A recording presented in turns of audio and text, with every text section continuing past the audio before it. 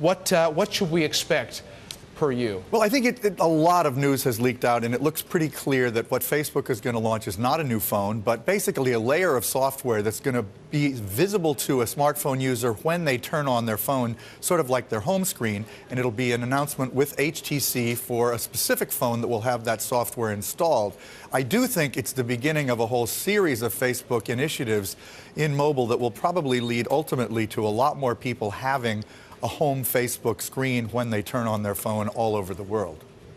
And to have something specifically tied to Android, is that because that's where they feel they need to have a larger presence, that they've already dedicated a lot of time to how people experience Facebook, say, on the iPhone? Well, it's because Apple wouldn't allow them to do it on the iPhone.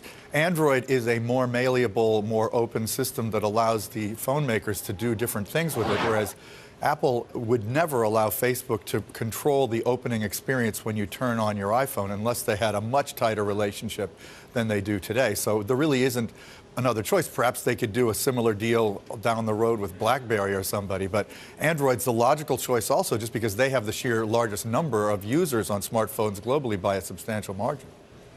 Does this get complicated at all, given that in another arena, Google and Facebook are clearly competitors?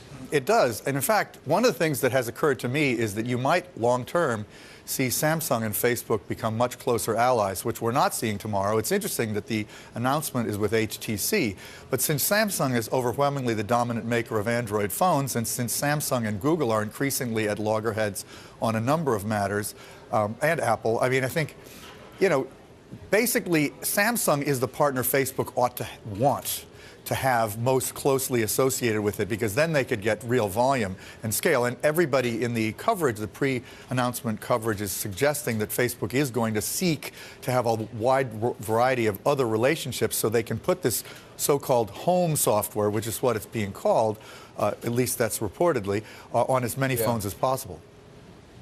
But the reason, I guess, that HTC would be ready and willing is just based on its positioning. They're trying to come from right behind. HTC is way behind Samsung. They'd like to have a more differentiated product. And the thing that people have got to remember is that on almost every smartphone, Facebook is the #1 app that people use. So and this is also a global phenomenon, so don't focus too much on your experience in the United States or what your kid does or anything like that, which so many Americans tend to do.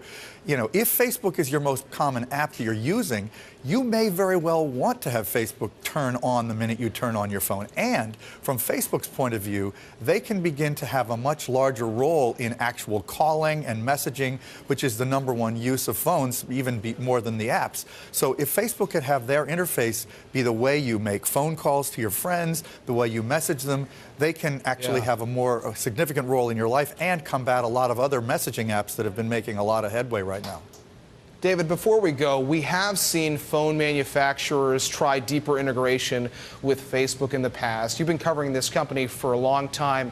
What do you think they have learned and Mark Zuckerberg has learned from some of those past experiences, especially when it's deep integration with a phone that nobody ends up wanting or buying? Well, this is the first time Facebook itself has worked with a phone manufacturer that I know of in order to do a substantial integration. Facebook has made enormous improvements in its own mobile apps, but it has not until today worked directly with a phone maker. And I think this is the beginning of a whole new phase of their relationship with mobile, where they are going to work much more closely with the phone makers in order to kind of try to have a much bigger part of your life when you're traveling around using the phone, because Facebook is increasingly a mobile app. In more than 2 to 1 in the United States, people are using the phone, Facebook on mobile more than on a PC desktop. So that is a critical factor in Facebook's future.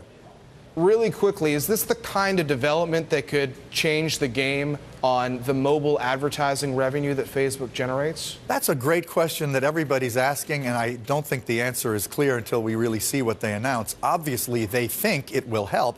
The more prominence they can have in your mobile experience, the more of your time they will have in order to show you ads. They clearly have not cracked the code for mobile ads yet. I think the ads they're currently showing on the mobile feed are quite crummy, and people are frustrated with them. They will work in 1,000 ways to improve that. This just gives them more means to do so.